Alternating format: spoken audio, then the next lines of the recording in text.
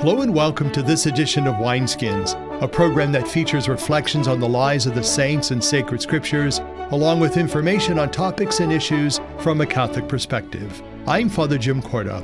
Wineskins is brought to you by the annual Bishop's Appeal, the Catholic Communication Campaign, and St. Paul's Catholic Books and Gifts, a division of the Society of St. Paul. On our show today, I will interview Joe Daczko in part 2 from the Spotlight series on Catholic Bushido.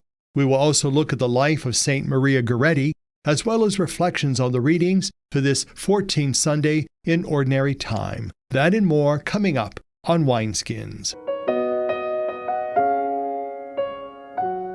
In our current issue segment, Bishop Bonnar will be featured in the Bishop's Corner. With me again is Bishop David Bonnar. Welcome to the Bishop's Corner. It's great to be here once again, Father Korda. You know, last month, Bishop, we talked about the first priority of the 5 priorities that were in your pastoral letter, Testify to the Light, and that was prayer. Today we're going to talk about the second priority, and that's healing. Why is healing such an important part and a priority in your letter? We live in a world that is so broken, so fragile, and we all need only to look in the mirror to see that brokenness within ourselves. We're imperfect, and we can become hurt and wounded. And so as individuals, as a church community, as a country, I think we all feel at various times that sense of brokenness. And when something's broke, it's so important to try and fix it. It may never be the same, but it could even be better, though, stronger.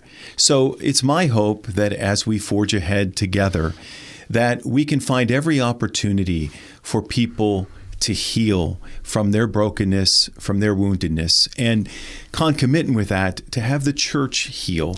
We know that we've lived in some challenging times for the church, and not to mention where we are with our country. And so healing is just so imperative at this time. You know, I'd like to pick up on something you mentioned, and that is the role of the church. You know, the church really needs to be out front, especially when we look at the fragmentation that's going on, not only within the church, but within society and within the world. Why is the church such an important beacon of reconciliation and hope in this type of world? Because the church represents Christ. The church is the sacrament of Christ. And the church seeks through her mission to make Christ present to the farthest, darkest corners of the world. And so that sense of peace, healing, is something that the church seeks to bring to those who are hurting. You know, it's interesting, as I was reading the pastoral letter, and especially this particular priority, you mentioned about therapy. You know, that's sometimes something that a lot of people shy away from because they feel they don't need help. But that really can be a grace to go to somebody, to ask for help. Why are we just so reticent to really ask for help, and even professionally? I think because it's hard to admit that we're creatures in need. There's something fiercely independent about us that resists any type of help. I know as a child going into the store, even as a teenager, to shop with my mom, I would always tell my mom, they're going to say, can I help you? Just tell them we're just looking. Because I think there's also a commitment there too when you invite someone in. But therapy can be so revivifying, and it's an opportunity to just talk things through with an objective person, and it can really make all the difference. You know, it's interesting as you were mentioning that there's that thing in the Bible where Jesus talked about, or where we hear in the Bible, where if you have something against your brother, go to them and talk about it, or bring somebody else in. Why is it so often that we just do things sometimes on hearsay, or we don't give someone another chance? And that really is kind of a barrier to the reconciling process or the healing process. What else can we do to bring down some of these barriers? Well, I think we have to do everything we can to forego that temptation to take a snapshot of someone and condemn them to that image.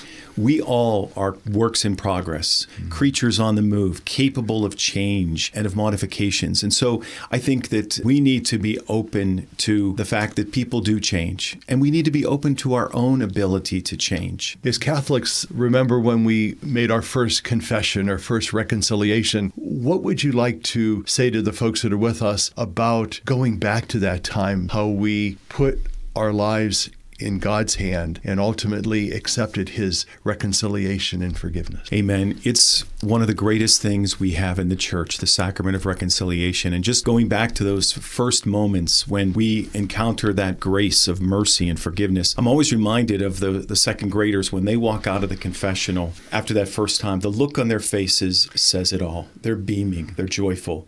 And that's the promise for all of us every time we avail ourselves to that sacrament. Well, Bishop David Bonnar, it's always a pleasure to have you on the Bishop's Corner. We certainly encourage the folks that are with us to read your pastoral letter, Testify to the Light. If they don't have a copy, they can go to the diocesan website at doy.org and find it there, or also go to past editions of the Catholic Exponent as well. Thank you, Father Korda. For Wineskins, I'm Father Jim Korda.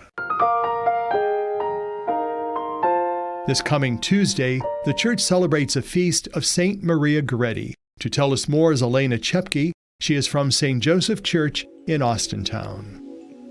This young girl was scarcely 12 years old when she died in defense of her chastity in Italy on July 6, 1902.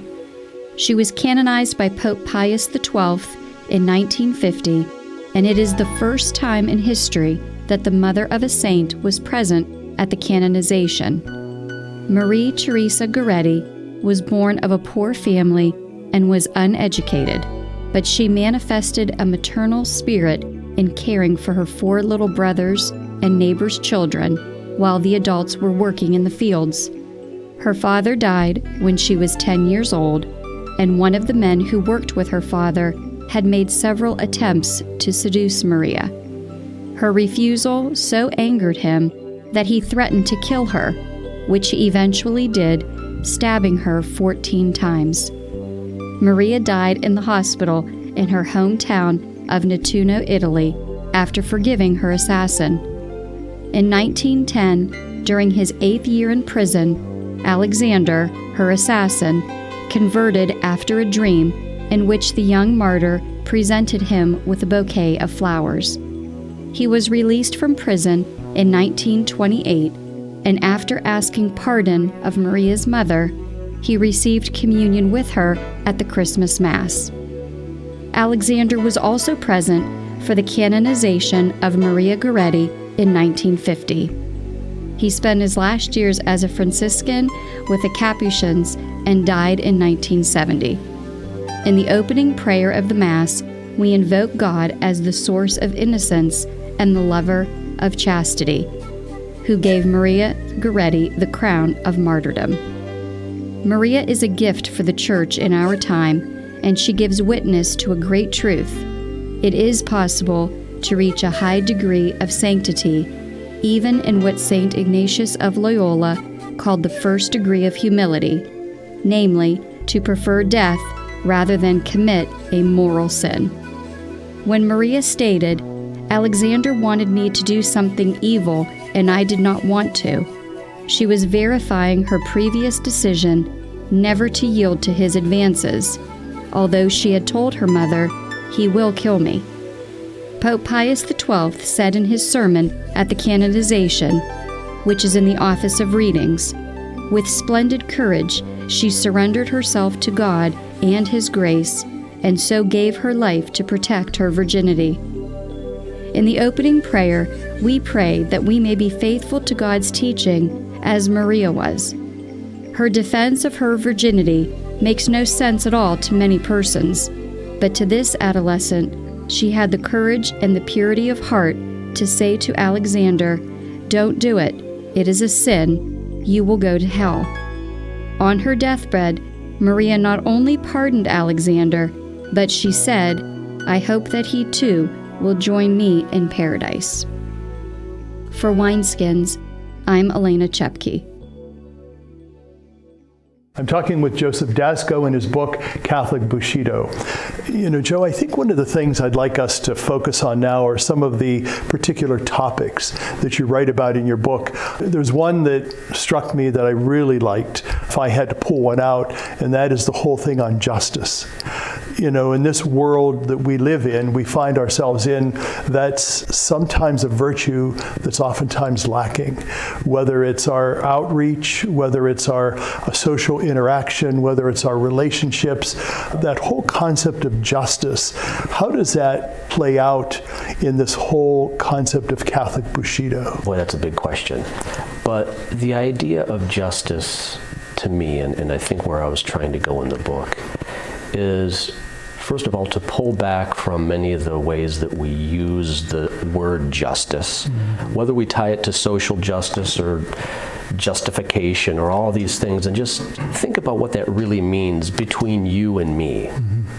Let's you and I be just to one another. That's where it is. It's in that interpersonal relationship.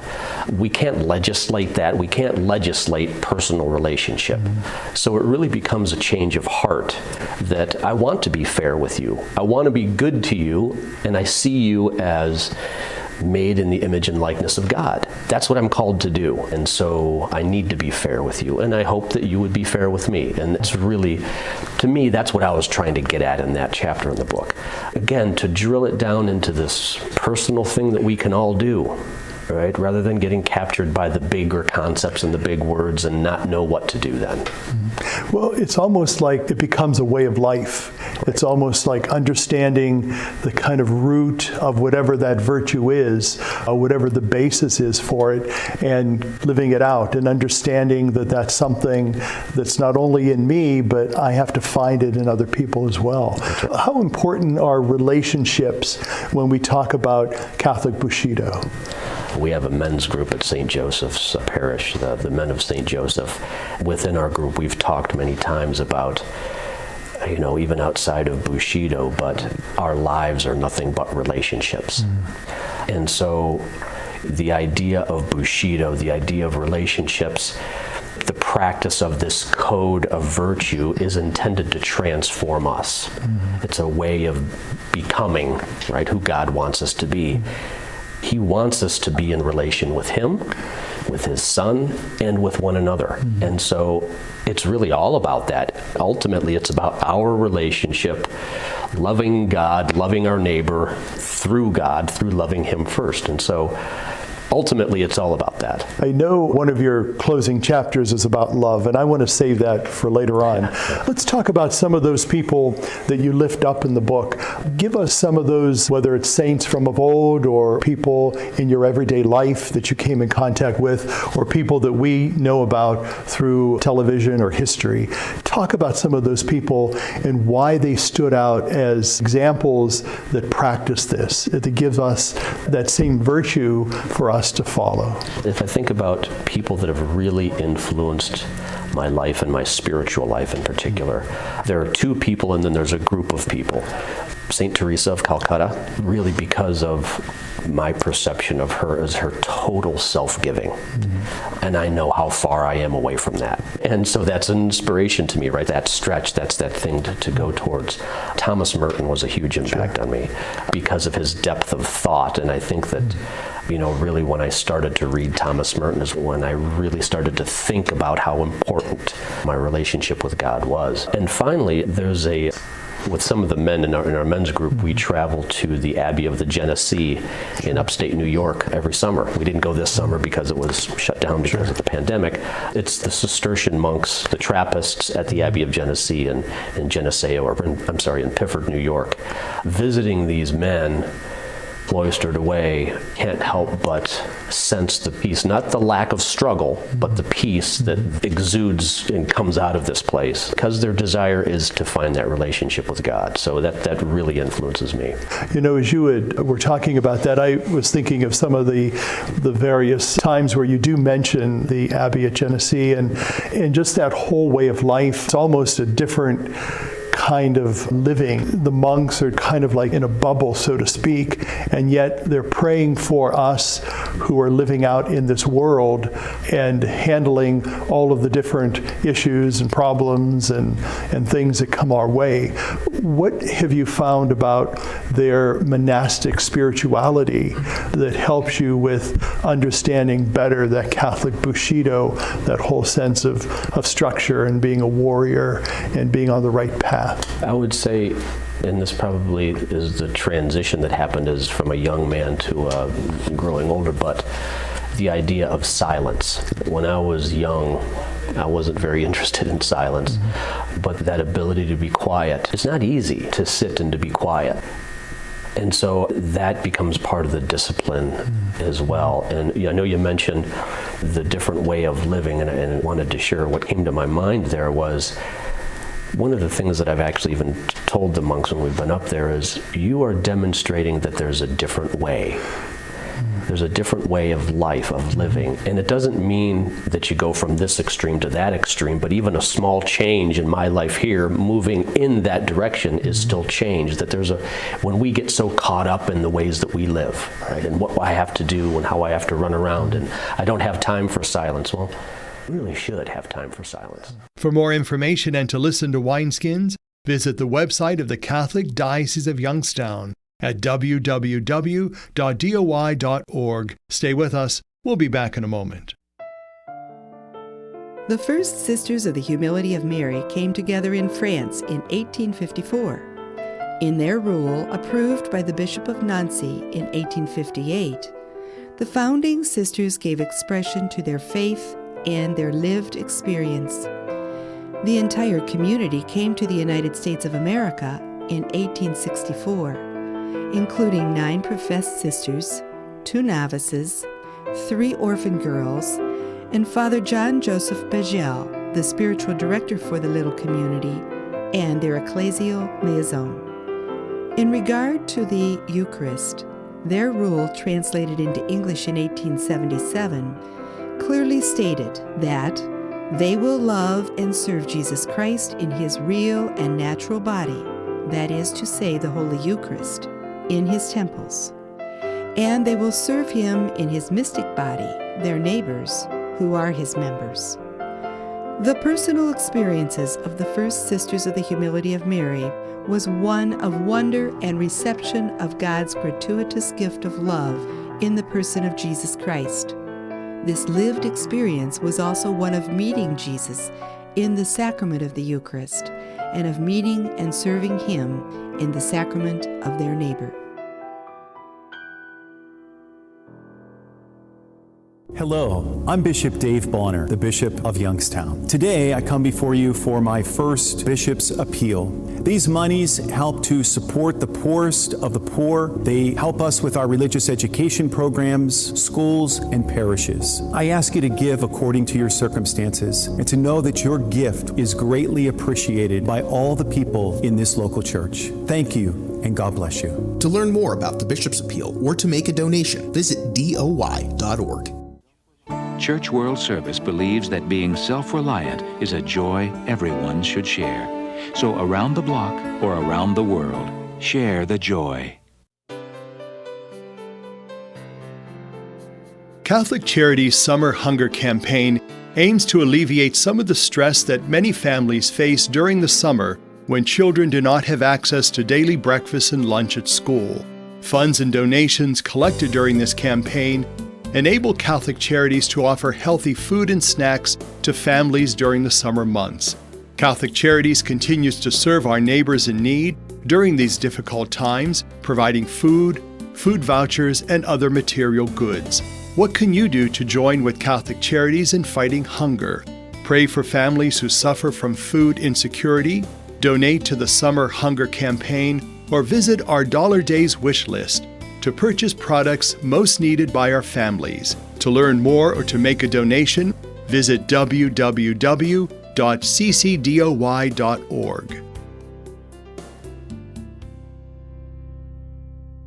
The song we have for you today is from the CD called Prayer and Plainsong. It is by Cynthia Clawson. What wondrous love is this, oh my soul?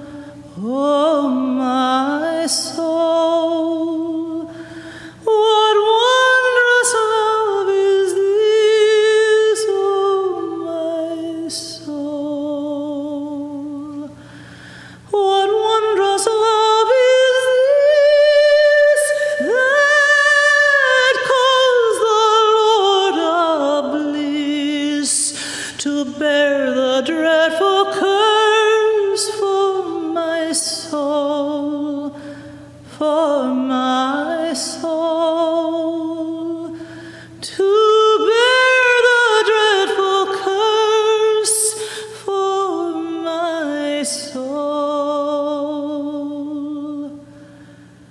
When I was sinking down, sinking down, sinking down, when I was sinking down, sinking down, when I was sinking down beneath God's righteous frown, Christ laid aside his crown for my soul, for my soul. Christ laid aside his crown for my soul. So to God and to the Lamb I will sing, I will sing.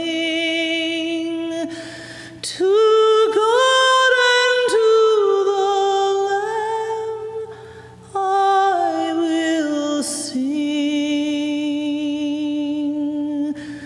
To God and to the Lamb, who is the great I am, while millions join the theme, I will sing.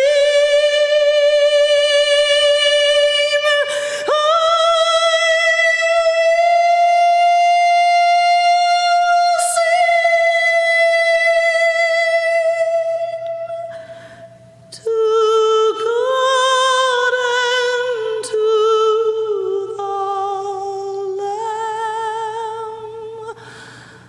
I will sing.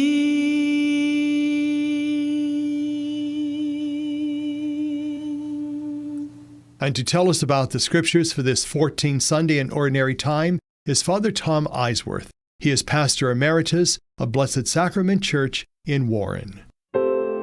Today's gospel is deeply disturbing, and yet it carries with it a certain degree of consolation. It is from the Gospel of St. Mark. It says that Jesus was unable to perform any deeds of power. So distressed was he by their lack of faith. We believe that Jesus has the power of God. So how is it possible that he is rendered helpless? So what does Jesus' inability to act or perform any miraculous deed really mean? The answer to that question can be found when we realize where it is that this scene takes place. It was in Jesus' hometown. He could wow the crowds in Jerusalem, or in Capernaum, or by the Sea of Galilee. But when it comes to his own hometown, he was too much of a local to be taken seriously. This painful rejection of Jesus points to some painful truth in our own lives. Sometimes it is the people that are closest to us who do not fully understand us and will, at times, not support us. This painful rejection is part of the human condition. In a sense, it is proverbial. In fact, Jesus cites a proverb in the Gospel. He says, "Prophets are not without honor except in their own hometown, among their kin, and in their own house." How painful it is to have our gifts and our talents accepted by so many, and yet not accepted by those who are closest to us. those whom we know and we love. How hurtful it is to wait on the approval of a mother or father or grandparent, to wait for the acceptance of a sister or brother, and yet never have that acceptance or receive that approval. How debilitating it can be when we find that those to whom we are related by blood or marriage do not accept us. Many times, those same people are jealous of us, dismissive of us, and even manipulate us. We easily overcome rejections by strangers, but those with whom we only have a business relationship. But when it comes to rejection by our family, and in Jesus' case, his own family, then certainly we will know the pain and the hurt of that rejection. This is the disturbing truth of the gospel today. If Jesus, who is the Son of God, nevertheless found himself helpless when his family refused to accept him, then certainly he will know our pain if we are denied acceptance. It hurts when those who are closest to us refuse to love us for who we are. Jesus endured that same hurt. He also showed us how to respond to it. The last line of the gospel says, Jesus made his rounds of the neighboring villages and continued to teach. When he was rejected in Nazareth, Jesus did not let that rejection undermine his identity of value. He did not reject his calling. He did not wrap himself in self-pity. He moved on. He moved on to the neighboring villages, and there continued to teach those who would listen and those who would respond. In the same way, if we were experiencing rejection by those who are closest to us, we too are called to move on. We cannot make anyone love us, but we can refuse to allow rejection to dictate our future. We still have gifts to give. We still have people to love. We must believe that our gifts are real and love is real. So if the people who are closest to you support you, be thankful. That is a tremendous gift. But if you find someone close who will not extend love to you, follow the example of Jesus. Move on. Give your gifts to those who will receive them. Share your love with those who will respond to it. Believe that there still is life and love to be found, even if it is not in your own hometown. For Wineskins, I'm Father Tom Eisweirth. What troubles come when we are truly successful, when people look like they are winning, power taints the practice of faith. Imagine the history of the world if we always succeeded and never failed. Where would we be today? Wineskins is made possible through the annual Bishop's Appeal, the Catholic Communication Campaign, and St. Paul's Catholic Books and Gifts. The program is produced by CTNY, the Catholic Telecommunications Network of Youngstown. I'm Father Jim Korda, saying thank you for being with us. Have a blessed holiday today and a safe holiday week.